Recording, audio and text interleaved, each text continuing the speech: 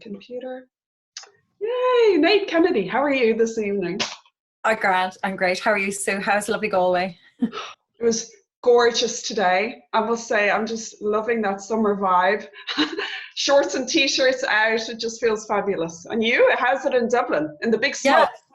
yeah, beautiful. Oh, I got outside today, got my daily dose of vitamin D. I'm feeling much better for it. Yeah. Oh gosh, yeah, good. So it's nice to get a bit dressed up. I even did my hair for you this evening. Haven't done that for a long time. Yeah. So how are you managing, first of all, with your injury? For anybody who doesn't know, Nead Kennedy is a health and wellness coach. She lives in Dublin. She's also a Pilates and yoga instructor and life coach. But unfortunately, she has torn her Achilles tendon and is in recovery. You doing all right with that? I'm doing grand. I'm doing grand. Yeah, I'm still keeping fit, which is the main thing, Yeah, because I really don't want to let my fitness, because it's going to obviously impede my recovery and getting back to my usual level of fitness. So that's what myself and Sue, I guess, are going to talk to you tonight about, is about yeah, making time for yourself, looking after yourself, and making yourself a big, big priority. So at this moment, I really have to make myself a priority, and healing is a huge priority. yeah, yeah. So okay, that's true. But it doesn't stop you. You're still doing your yoga, aren't you? I am managing some seated chair yoga, and I'm Mm. managing a lot of sort of arms, abs, and bums and tums, and I'm managing a lot of boot campy kind of stuff, working on my Yeah. upper body strength, my core strength, and I'm really focusing on. I tell you what I'm really focusing on is my breathing mechanism, because the more oxygen I can get into my body, the more I'm going to heal. The quicker it's going to Yeah. be, and also as well, it's keeping me mentally focused as well. So Great. I just don't want to get down in the dumps. There's enough going on, and then to throw an injury on top of it, it could be an absolute recipe for disaster. But that's not going to happen. You've Not at learned, all. you know all the right things to do, and it's a choice then you got to make, hey? So well done to you for that.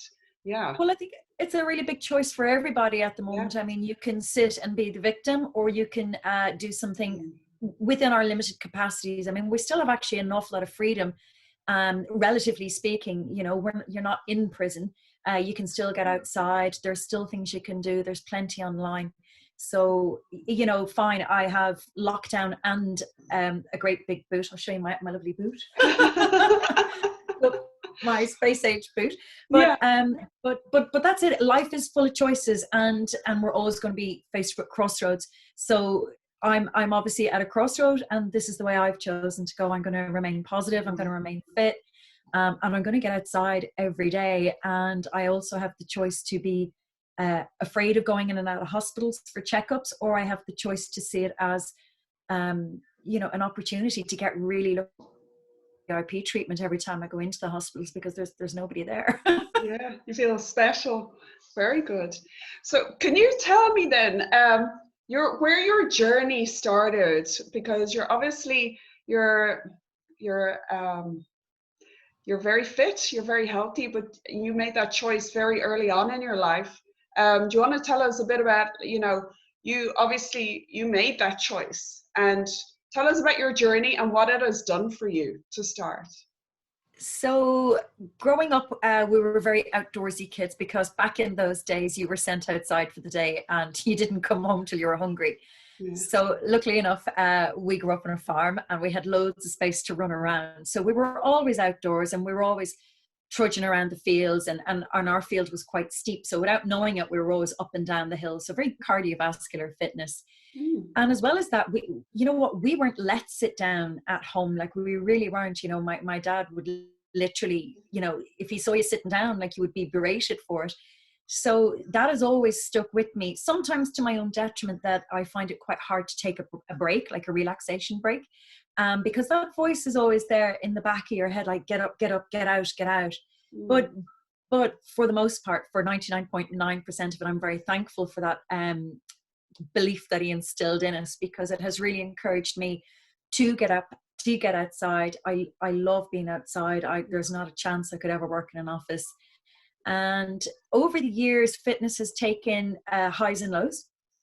So obviously during my 20s, other things got in the way, such as drink, partying hard. I was up to all sorts. I was living in the UK, and I literally enjoyed the 90s, and exercise very much took a back burner.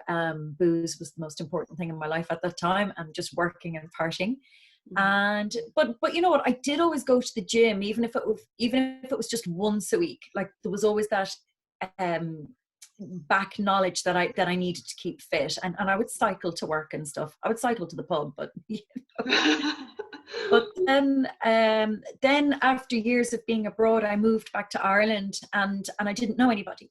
And that was a real problem, because I had left at sort of 18, 19 and come back at almost 30. So there's this huge difference in me. And actually, I was talking to a guy one day, and he said, "Oh, there's a cycling club that's quite local to you. You might want to join it if you like cycling." And that really was the best thing I ever did, because not only did I not know anybody, I actually had never really been anywhere in Ireland. So I bought a bike, joined the club, and that was that. I mean, we had weekends away, new friends. I've since been cycling all over the world. And then I actually incorporated cycling as a very big part of my business. So something that I love and something that I enjoy just naturally became something that I would do, because I'm very passionate about it. Yeah.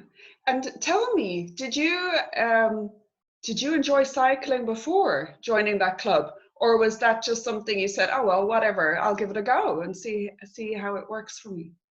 Oh, I always had a bike. We always had a bike at home, and then I used to cycle up and down to school.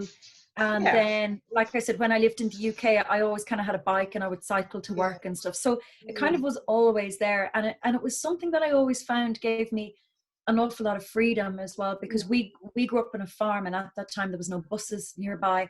So without having to depend on lifts, I was able to cycle here, there, and everywhere, and it just gave me independence. So that's how I've always seen my cycling. Yeah, I agree. So do you think that for somebody who's starting off or is finding themselves a bit stuck, because we know you with your life coaching and me with my mindfulness mentoring, we know that we get stuck on autopilot, and we get stuck with that repetitive self-talk and procrastination, and sometimes we can find ourselves stuck in a rut. Do you find, which I know for me was the case with my running, finding that tribe, finding that group of people who you can grow on that journey with and enjoy that exercise, find something that you enjoy, plus you're accountable to them. And you, through that, so you're also committed. I found with my running, that was key. That was key to continuing and growing in that area, because to go and exercise on your own can be quite a trudge for some people. It can also give you great space. But do you find that was key to continuing? It certainly was at the start, because like that, I wouldn't have known routes. I wouldn't have known places to cycle to. But yeah, knowing that there was a little gang waiting to meet me, I said I would be there. So, there was no turning over in the bed. There was no, "Oh, it's raining, I can't be bothered." You would go. And I do find as well, because I'm prepared now to go out in rain, sleet, or snow, obviously you get more resilience, and it's not the end of the world. Like, you're going to come home, you're going to have a hot shower, you're going to curl up on the couch afterwards, and you're going to feel great about yourself. It's too easy to just quit before you start. And I think that's a big problem with most people, is that they don't know where to start, so they quit before they start, and it's always on the long finger, tomorrow. How would you tell somebody or guide them? I'm just going to lift up this one dog who's barking. Sorry. How would you guide somebody then if they're in that and they just don't know where or how to start? What would you say? So you know what, today I was coming home, I went out, I have this scooter, because obviously I have a leg issue at the moment, but I was coming back from my scoot today, and I bumped into a lady that I know, and we had a social distance chat, and she said that she can't get to exercise now because the kids, and she can't get a minute to herself, and this and this and this. And I'm very conscious and very aware of the fact that I don't have those kind of responsibilities. I'm single and I'm childless. So, you know, for me to go and tell somebody, just make time for yourself, that's a little bit preachy, and it's not really fair. But what I would say to somebody, now in fairness, she was taking the kids out for a walk. And so she was going to get her exercise and bringing the kids with her. And I would say you've got to find something that you enjoy, something that you can realistically do. So like that, she can go for a walk. You know what, as an example for this lady, she could have added in some ankle weight to that. And you know what, when she gets to the park, I was about to say jumping jacks, but jumped at that. That's how I got injured. But you know, you could make an obstacle course with the kids where you get to run around after them for a little bit. So incorporating fun is key. And at the moment, if you are stuck, you know, there is things out of our control at the moment. You know, there is no childcare, there is no school. So you're going to have to bring the family into it. If you can't get time on your own, you're going to have to bring the rest of the household into your fun time. And then what happens is, hopefully in time, when kids do get back to school and life, you're in the habit and you're in the routine. And I think that's the thing, is most people in life, they're always waiting for the right time. And when the kids are older, when they're in school, when they're there. No, there is no good time for anything. There really isn't. You know, people keep saying to me, oh, it's a great time to be injured. Like, no, it's not. I even said that to you. I have an injury, but no, it's not a great time. You know, I didn't schedule, you know, this would be the perfect time to get injured. It's not. There is no, the same way, there's no good time to wait. You know, just suck it up, get on with it, find a way. And that's really what I've had to do over my life as well, is just find ways. You know, you might come across, when you're driving, a diversion. Okay, what do? You find another way. You come to the road is closed, you find another way. You have to adapt to the situation, and that's really what we're being forced to do now at the moment. So I also know some other people who are quite happy to sit in the garden drinking beer all day, and that is in fact their choice, and that's entirely up to them. But I know other people like us who are adaptable, and I know within my 2 kilometers of my home, that gives me a 12-kilometer circumference. Okay, so even though people are saying you can only go 2 kilometers from your home, within 12 kilometers, you can be 2 kilometers of your home. So that's an adaptation. So you can go out, back, up, around, figures of 8, and you could get a fairly decent walk or run in without crossing the same path over and over. Exactly, because I'm also getting some great runs in. 2Ks that way, 2Ks back, 2Ks another direction. People can, with the negativity bias, the way we tend to, as humans, gravitate to what we can't do, rather than let's look, there's always a way. You know, there's always a way. And as you had spoken there about kids, like my sister now, she's also lucky to live in the country, and she has younger kids under 6. 4 kids under 6, and they create their circuit outside. And equally, I have teenagers, which can be harder to motivate. But what I have said is, one of them doesn't want to get involved. I said, right, well, you create the circuit and I'll do it. And the other one can choose the music. And the thing is, by doing so, you when they see you having fun doing it, they want to join in a little bit. And you're also being a good role model. Plus, you're having fun yourself.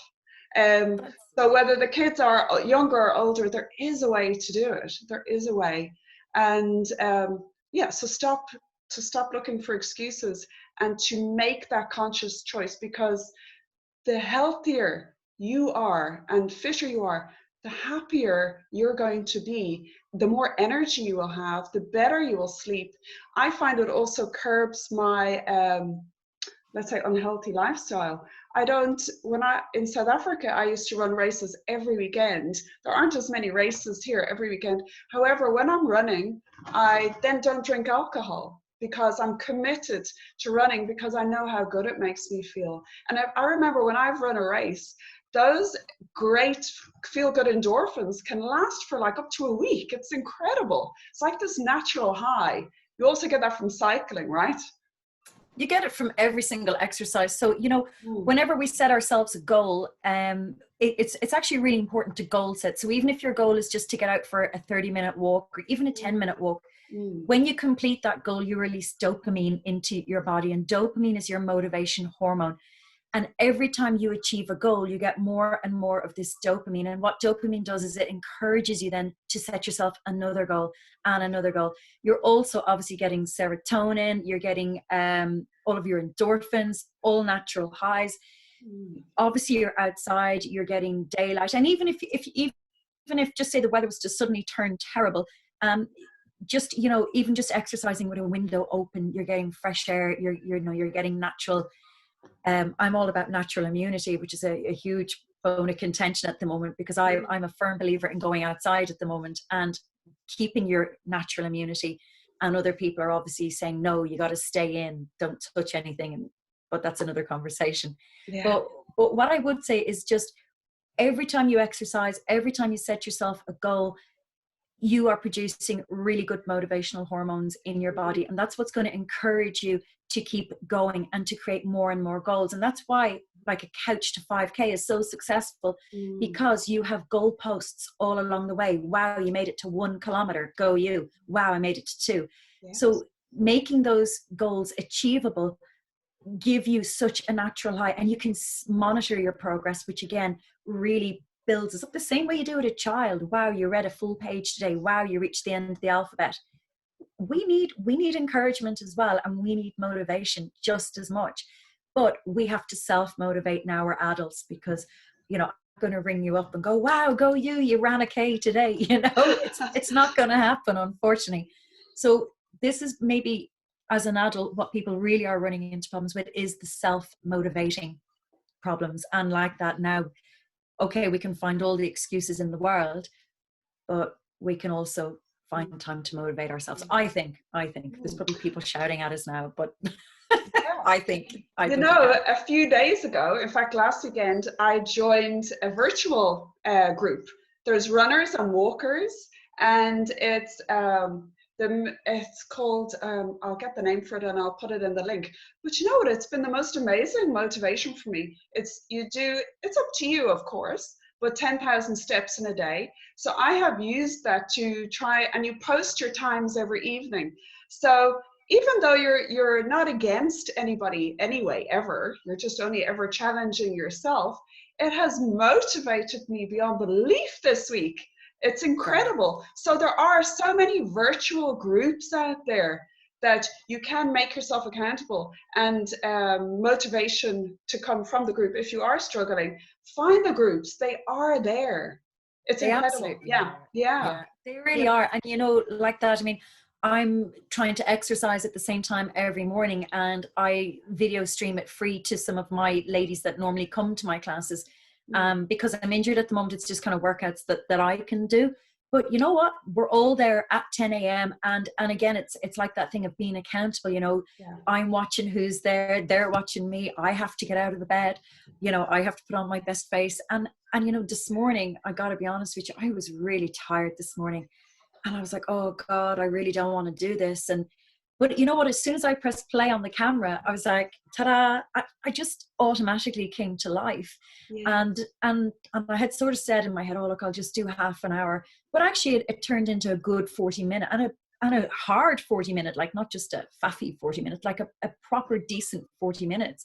And I was like, oh geez, my arms feel good after that. You know? It would never be a faffy 40 minutes with you. That I know.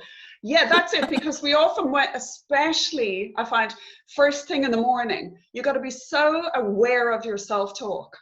Okay. And also what I really learned over the years, Nead, is that action precedes motivation.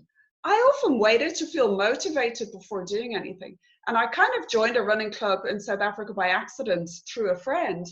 And it became the most powerfully transformative thing I've ever done. That it's the best thing I ever found, and I'm so grateful for it.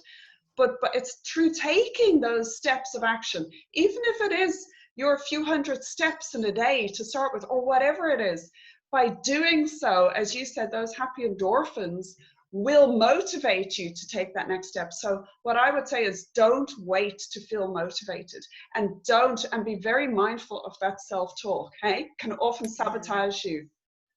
Absolutely. I'm trying to think of the lady's name. I can't think of it, but she always talks about this 5-second gap. You might know who it is. She's quite funny, you know. She's not, you know, she's on YouTube and she'd be swearing away and stuff. Oh. But I love her in that she just gets to the point. But she says, you know, in the morning you literally have, you know, approximately 5 seconds before your head realizes you're awake and starts the rattling. Yes. So, you know, she says within that 5 seconds you have got to throw back the covers and get out of the bed, because if you don't, that's when the snooze, because when you think about it, you lie there and you go, oh, and then you roll over and then you hit the snooze button. But that was your window. That was the window to get up, to get out, to get at it. Now, she's obviously a lot stronger person than I am, because I haven't managed that yet. I usually have about 2 snooze buttons. Yeah. But in my defense, I set the alarm clock early to allow for those 2 snoozes. So I like to bring myself around a little more gradually than the whole sort of cold shower treatment. But, oh yeah, I've tried that. yeah, she's a bit like, yeah, you know, that'd be the sort of thing when we were growing up, my dad would just come in and to wake you up, he'd just pull the covers off you, and like, oh my God, how cruel is that? It's different when it's your own choice to do it, right? If somebody was to turn that cold shower on me, you know, it's a totally different story than if I choose to switch that water to cold. But I must say, I've done that part of, you know, self-development, because, and it does make you feel tougher, and it makes you feel more resilient and stronger. And it's like, yeah, I can do this, you know? So it does build that.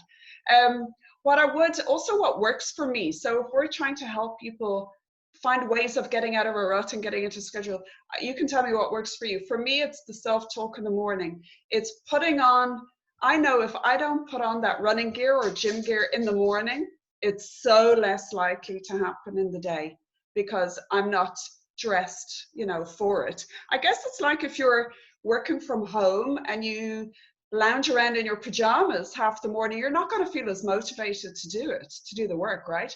So dress for how you want to, what you want to achieve, and just leave those clothes out so that it's going to be automatically what you put on, so you're more likely to do it. There are 2 things definitely for me. So it's doing it without thinking, making it a daily ritual, you know, as you said, make it a routine. Anything else that you would put in there?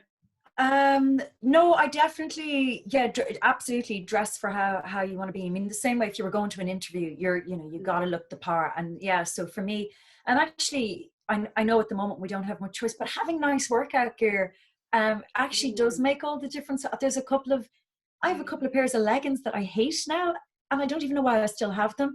But I know when I put them on, I don't look half as good as I do in my other ones, the ones that I prefer to work out in. And, you know, also for me, I know why I work out, which is, you know, okay. And you can sort of say, oh yeah, well, obviously I want to look good. I want to fit into a size, whatever. But for me, working out is far more important for my mental health, because I can be very, very hard on myself.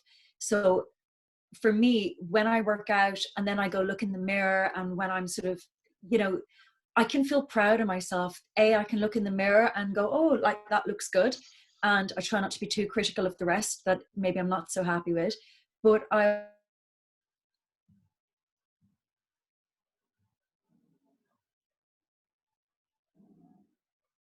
Can you hear me? You've frozen. So there you are. Are you know, I set myself a goal. Yeah, I've lost you there. Are you there? Oh, yeah, now you're there. Did you catch what I said? No, I missed a bit. You were frozen in time. So you had said when you set yourself a goal. Yeah, so that's the other thing, is that I can be proud of myself then that I set myself a goal. And again, I personally would have a real problem with, I'm never going to turn into a slob, because I don't want to be a slob. And you know, that's what I view as a slob is personal to me. It's just, you know, I want to be fit, I want to be active, I want to look good in my clothes, but I also want to be proud of myself that, you know, unfortunately I have a lot of scars on my body just from over the years from different surgeries. So they're out of my control. And again, like that, I can really home in on them and go, oh, they're ugly. Or I can be really happy in my body and go, well, actually, okay, I might have a scar here, but my bum looks pretty good today. So for me, I try to take the emphasis off the bits that I really can't change. Like I cannot get rid of these scars. They're never going to go. The same way, if you had two knobbly knees and you didn't like your knees, then, you know, why not get really nice arms, you know, and bring the attention, you know, and that's what we do with hair and makeup. You know, we put on lipstick to bring the attention to our lips. So, you know, do the same with your body parts. Yeah. Work on the bits that you're not so fond on, but highlight the other bits that you can change and that you can, you know, do something nice about. Yeah, totally. And I also find that when you're keeping fit and healthy, it makes you happy inside. So you're much more self-accepting of yourself. I have learned to absolutely accept myself so much more now, and I'm very happy with the person that I am, despite what I would have seen as faults before. It's just not what I focus on, because I'm the living healthy has made me so happy that all those little faults, or what we see as imperfections, they're actually so insignificant when you feel happy and healthy in who you are, which, you know, exercise gives you, I feel. Oh, absolutely. And you know what? You're no use to anybody else. If you're not feeling good in yourself, you forget it. You're a write-off. And you know, your children, your family members, relationships, they all pick up on that energy.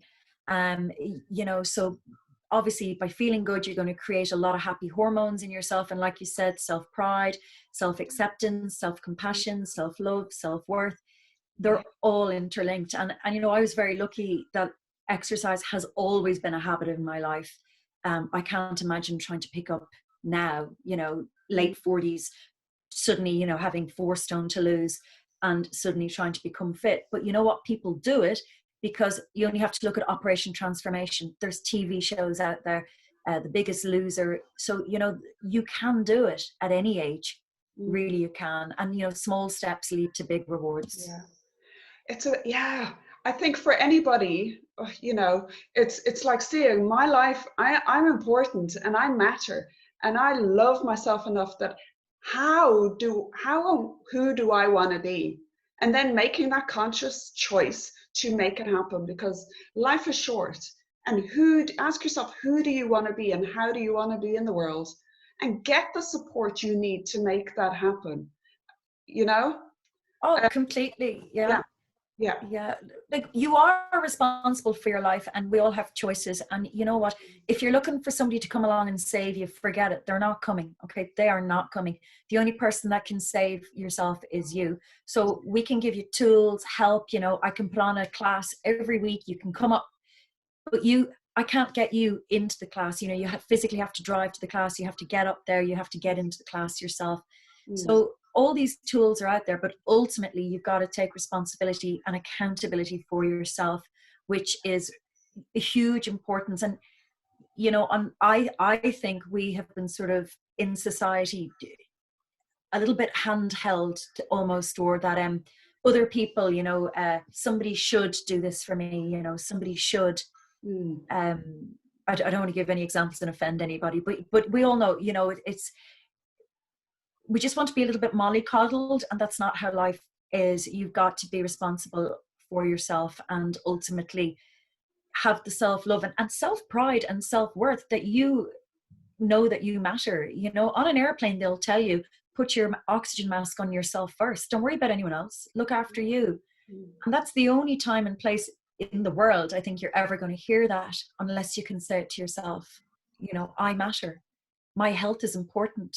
I want to see my kids grow up. I want to be able to be, you know, cycling in my 60s, 70s, 80s. You know, why shouldn't I? You know, you can. There's plenty of people doing it. Of course.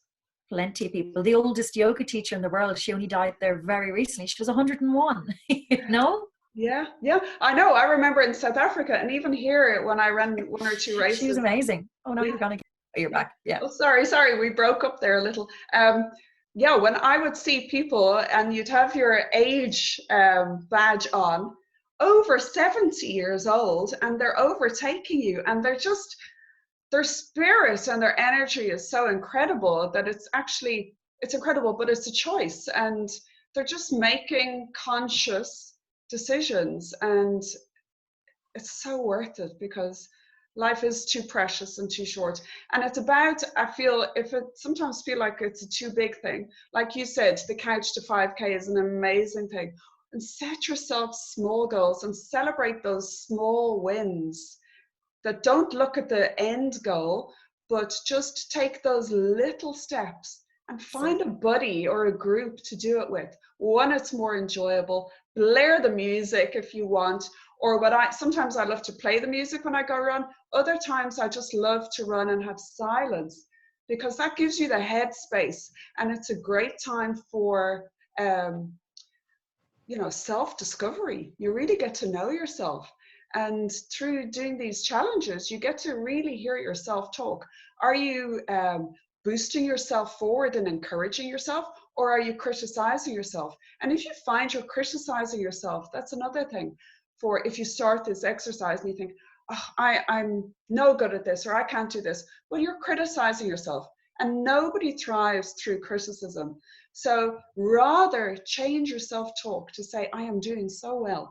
I have taken the first steps. I am doing this. Imagine where I'm going to be in 3 months' time, and boost yourself. And through boosting yourself, you will gain more confidence and motivation. So be very wary of, again, I come back to that self-talk. Don't put yourself down because you're not already there, because you will get there if you want to get there. Absolutely. And I think that's something I was always very lucky with sport and fitness, is that I actually never doubted myself, you know. Yeah. And I don't really know where that came from. But on days like yourself, I've done some marathons, and on the days I'd be out training, like doing my 20 milers, and when the fatigue would be setting in, it was a Tony Robbins thing that I used to do, and I would literally just around and I would just repeat out loud, if I had to, just say, all I need is within me now. All I need is within me now. And it was very general, but it was very positive. And also it was very repetition, my mind occupied. So even just having a mantra like that, I mean, it literally was, all I need is within me now, you know? And I would, when I was really struggling, I would just be, all I need is within me, all I need is, and it would, honestly, you would just get this lease of life and like a second wind, and it would just bring you on to the next step. So yeah, find your own mantra, find your headspace. I love, to this bad day, I'll put on the Rocky Balboa music, you know, love him. Yeah, and that really pumps me up as well. I love it because he came from nowhere to there. So, you know, if you can just think about people perhaps who have done Couch to 5K as well, you can use them as an inspiration, the people on Operation Transformation. You know, have a look at other people, that, because it's, you know, it's not something new. No, exactly. You just, like you said, you just have to make that choice. And I know that when you do start, I know for me, when I keep up my running, then my eating is better. I'm much more conscious of what I eat. And as I said, I haven't had alcohol for a while, so I don't, you know, I'm much more wary, because it's got that ripple effect, right, on your whole lifestyle, which is incredible. Yeah. Yeah, I must admit, I don't drink anymore either. I gave up 3.5 years ago, and it was just fabulous. Yeah, it just, you know what, it just wasn't suiting me, and it was really getting in the way of my fitness. I want to be able to get up and cycle with a clear head. I don't want to be feeling gammy on the bike. I want to feel really good. And you know, funnily enough, since I quit the drink as well, there's, you know, before you might get mood swings or, you know, beer blues or any of that kind of stuff, you know, they're all gone. They don't exist anymore, and you're not dealing with highs and lows either. So, you know, now that was my own personal choice to get rid of drink, but do have a look and see if there's an external force that's, you know, messing with your moods. You know, on the days I was sort of having a down day, like drink was really getting me down, and I couldn't control that self-talk on those days. I couldn't. It wouldn't matter. If I got a chisel and chiseled something into my head, it wouldn't stick. So, you know, ditching maybe something external might help as well. But what I would say is that first and foremost is make a commitment to yourself, and know that you're you deserve this. And I think that might be a problem. Some people don't feel that they deserve it. Yeah. You are a priority. Yes, you have, maybe you have a family and a husband. Yes, they are a priority in your life, but you're number one. You're no good to them if you're sick, obese, going in, having heart attacks. What use are you to anybody? What use are you to somebody dead? Okay. What use are you to yourself if you don't love yourself? So, children learn, they're sponges. So the first 7 years of their life, they are watching and learning, and they hear the self-talk that you're saying to yourself. They see it, they hear it. Actions speak louder than words. So be very, very aware of how you're speaking to yourself around your children. And just, if you don't like yourself, that's going to spread, into the family. I was up in the park the other day, and there was a couple of parents, and the way they were speaking to their children really wasn't very nice. But that's because I'm pretty sure that's how they speak to themselves.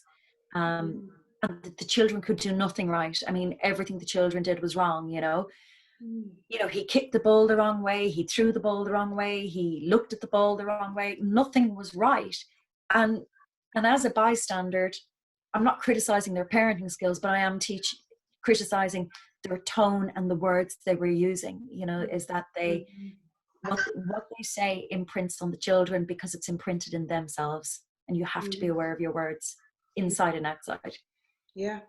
So it starts with awareness, and then choosing who you want to be, how you want to be, and respecting yourself enough to make that call. And as you say, the healthier you are, you don't have to be super fit, but just keeping balance in your life and being healthier will make you happier. It will reduce the stress, the anxiety, any overwhelm you're feeling.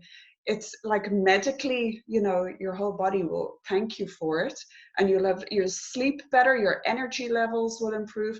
I know we know all these things, but sometimes we need to be reminded.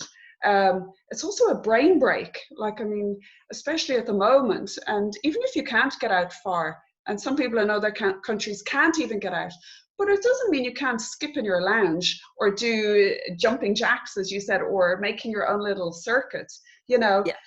It's taking those brain breaks. And you also do yoga. So, and I know you've got a lot online. So tell us a bit about what you can do. And if somebody wants to check you out for all the right reasons. I know I have followed some of your YouTube yoga, and I have to say I've really enjoyed it.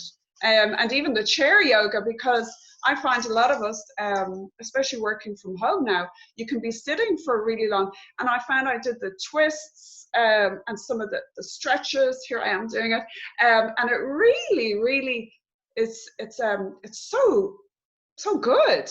It just feels so good. And I think we really, really need to make a conscious effort to schedule it into our day and be aware and just do it. And by just doing it, as Nike says, it will motivate you to do more, and your body and your mind will thank you for it. So on that note, tell us where we can find you and what you're up to going forward. I know you're busy writing a book. I know you're an amazing role model to women out there. You're a solo traveler. You're a minefield of inspiration to me, and I'm so grateful to have you in my life.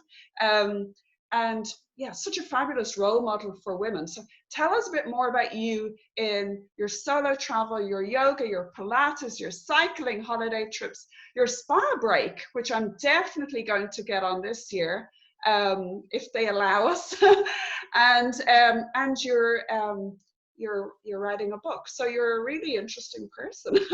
So tell us a bit more. While, Nead, I'm going to see if there's any questions on Facebook. Why don't you tell us all a bit more about you? Okay, grand, Sue. So firstly, you can check out my website, which is sineadekennedy.com. Like Sue said, I teach yoga and Pilates. I'm actually a physical therapist as well.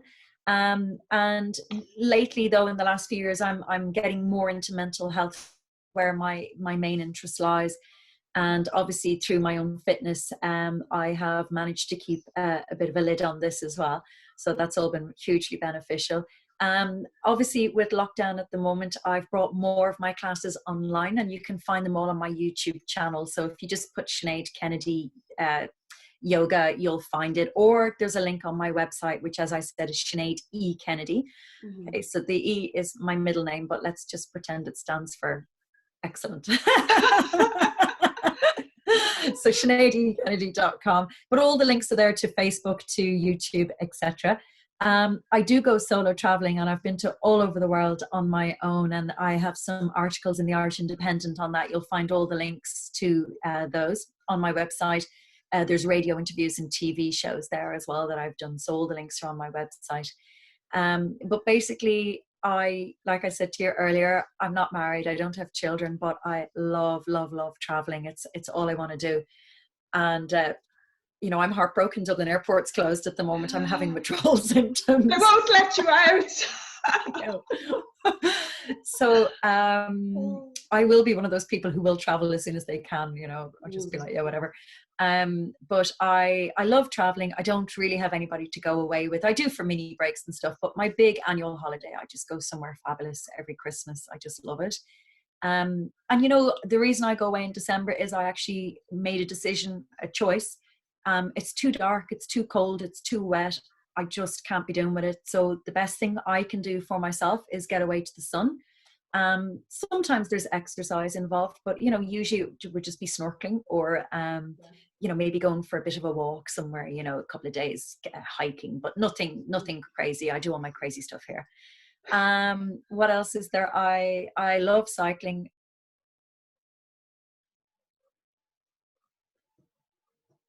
You're frozen again. Can you hear me? My life as well, because when I came back, I think I would have left. I don't think I would have stayed if I hadn't got into the cycling club. Mm-hmm. And then, as I said, I brought it in as part of my business. So I teach yoga for cyclists now, and I also run cycling and yoga holidays in Spain. And my big baby at the moment is my book, which is almost finished. And I've been busy this last few weeks just emailing publishers, and hopefully I'll start hearing back from some of them now as well. So the book is called Flying Solo, and it's about how to live your best life on your own. And also throughout the book, there's funny anecdotes, funny stories of things that happened to me on my wild adventures. Great. So, I hope you've really spilt the beans in there. within reason. What goes on tour stays on tour. Yeah, I know. There'll be a few empty chapters that have been censored. Yes, very much. So, yeah, I didn't say I was a nun. I just, Yeah. Oh, I'd just like to say, if anybody has any questions in the meantime, they can post them later, or if they're live, they're on Facebook now, they can post any questions they may have for myself or Nead, as regards anything really that if we can possibly answer as regards health, well-being, fitness, motivation. Yeah, I will just check. So far, there's no questions. But what else would you like to add there? Yeah, no, I'm very excited about your book. Tell you what we didn't discuss, and actually it's quite an important thing to just bring up, is that I found as well through having my cycling club and through having my bike that when life didn't go my way, I had an outlet. So for instance, relationships breaking up, that kind of thing, it was a much healthier way to get over a drama in your life than hitting the bottle, hitting the pub, going on mad shopping sprees. And if that's how you want to deal with it, that's absolutely fine. But for me, I was like, no, you know what? I need to get out on my bike. I need to be up the hills. I need to go to the seaside. I just needed to be outdoors. And you know what? It really helped to keep me sane. And I definitely attributed it to, being fit and being healthy, is that you're able to cope when life takes a sudden U-turn. Like at the moment, I would think my resilience and adaptability is pretty good. I'm not too phased by all of this. I'm not phased by having an injury. I'm not really phased by the COVID, unless of course I got it, that would be different. But I have a very clear head on my shoulders, and I also have the internal strength and adaptability to deal with crises. Yeah, I agree fully with you. Yeah. We have different sports that we are passionate about, but I can equally attest to how running has made me so much more resilient. Like that years ago, when my marriage didn't work out anymore, if I didn't have running, I don't know how I would have coped. It gave me so much self-belief and confidence in myself, and it enabled me to dig deep and find that inner strength, as you said, and resilience. Like you said, that today totally stands to me. So it definitely does build resilience and inner strength that one needs in life.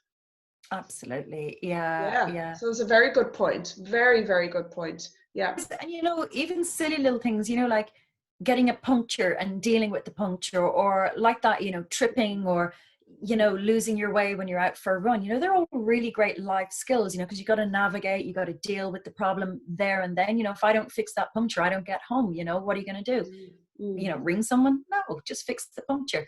So it makes you incredibly self-reliant, self-resilient, independent. But yeah, it's just, you have a coping mechanism to life. You really, the weather, what are you going to do? Sit at home and not go for your run because there's a bit of drizzle outside? No, you're just going to wear maybe a different top, Or just go get wet. Yeah, exactly. Just go get wet. The shower anyway, Yeah. Yeah. So stop looking for excuses, hey? That's it. And know that finding a sport or an exercise that you enjoy, and finding your tribe, and just getting out and doing it, not waiting to be motivated. It's never going to be a right time. No, not listening to that little voice on your shoulder, because that voice won't get you to where you want to be. And you are worth it, and you deserve, to feel amazing. And the way you're going to feel amazing is by taking these baby steps. That it's so worth it. Okay. I agree. Hear, hear. Yeah. So is there anything else? Let's see. Do we have do you think, let me see. Okay, here's a question. What does the E stand for? Ruth Cook. In your name, what does the E stand for? It's my middle name, E. E for excellent. Nead Kennedy. Yeah, okay. And Ruth also asked, do you think the both of you probably had the right qualities within you to be the people you are today? If you are, just a moment. Why isn't this? If you are, sorry, hold on now. In your genes, so to speak, or the way you were brought up? That's a very good question, Ruth. Yeah. So like I said at the start, we as kids weren't allowed to sit still. We weren't allowed to lie around watching telly.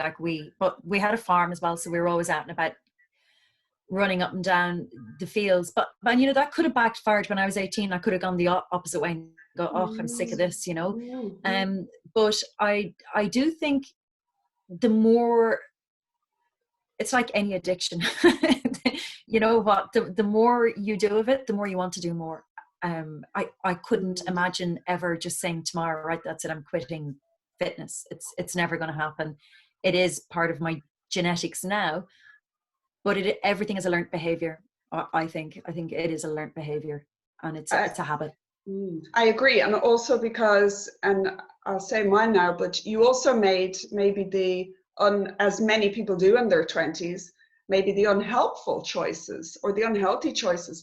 And now you know how that feels compared to how this feels now. So which are you going to choose? What makes you feel amazing or what doesn't? Yeah. So yeah, no, I agree. For me, let me see. For me, I really battled with debilitating anxiety.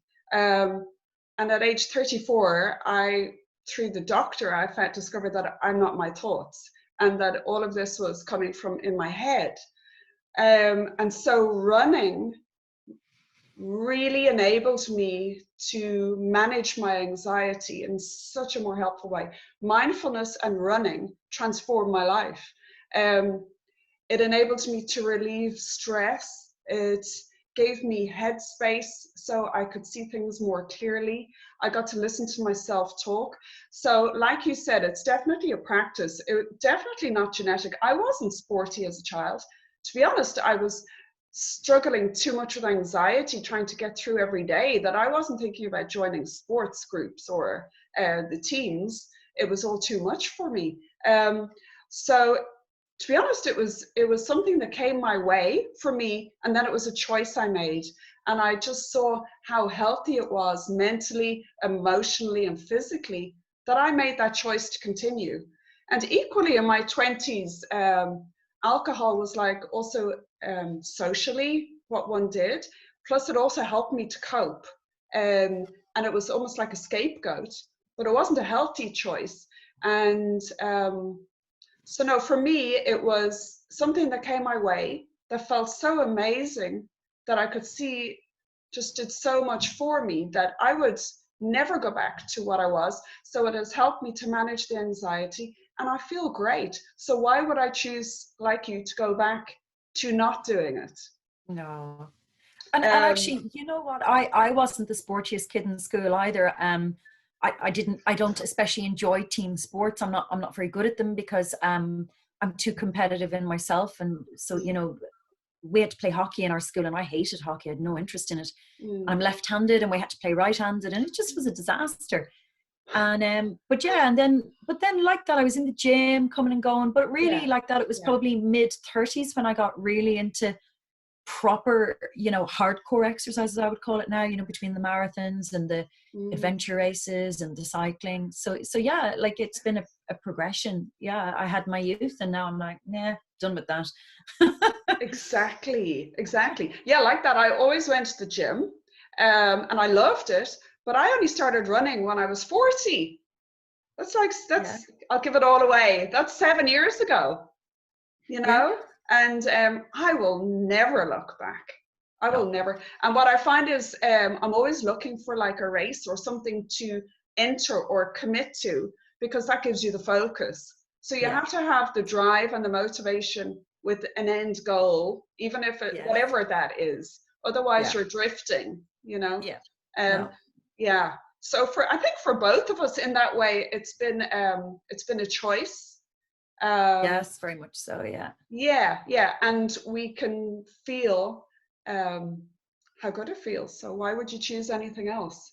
But there's so many modalities out there anyway. Just choose what makes you happy, what you want to do, even if it's dancing. Like, I mean, like dancing's awesome. I just say even dancing because I have no coordination. But whatever it is, just find what you love and do it. Okay. Have you frozen? Doesn't matter because there's plenty of YouTube dance workouts. No, you're there. I have you. There's plenty on YouTube of like dance workouts, and it's funny. I'm after finding them all because I can't do them. I'm like watching them now. And I'm like, oh, I can't wait to do this. So I'm saving all these dance workouts that hopefully, you know, in 2 months' time I'll be able to do. Yeah. Just to do something different as well. You know, change it up, shake it up, and that's it. Yeah. Be open to what's out there and look for different things because that's also I find what makes you feel alive is what else can I do? Do you know what I'm going to do actually is I've always wanted to learn Irish dancing. My sister got to learn when we were younger, but I had no coordination, so that's why I didn't think I got to go. But I'm learning. Okay, I haven't started yet, but it's on my list in the next few weeks is to learn an Irish dance. Oh, wow, okay. And I will prove it to you. So that's, you know, so be open to anything because you might find that you love it. You know, I never thought I would have enjoyed running. I never even thought about it. Yeah, me neither. Be open and try new things. It makes you feel alive and, you know, life's too short not to. I agree. That's it. Okay. Also, thank you for sharing this time with me. It's been really great to talk to you. Yeah, thanks for having me. That's great. Yeah. So maybe we'll get to chat again soon and we can have a catch up. And I will put a link for your website and any other ways that people can get hold of you. And as we await your book, and I will put that in the comments or in the links under the video. And what else? No, Is that That's it? okay. I wish you the best of luck, a speedy recovery, and we'll Thank you. come back and see how you're doing. And hopefully I'll get to join you on that yoga spa break in October. Oh, yeah, well, fingers crossed we get to Please, go. yeah, Yeah, and for actually the link, sure. yeah, I'll send you the link as well, and you can pop it down below if you want to. Yeah, so it's in Of October. course, of course. So we can book Thanks. before it gets sold out. All right. Thanks so much. And I'll see you Bye. soon. See you soon. All right. Bye. Bye. Bye. Bye. Bye.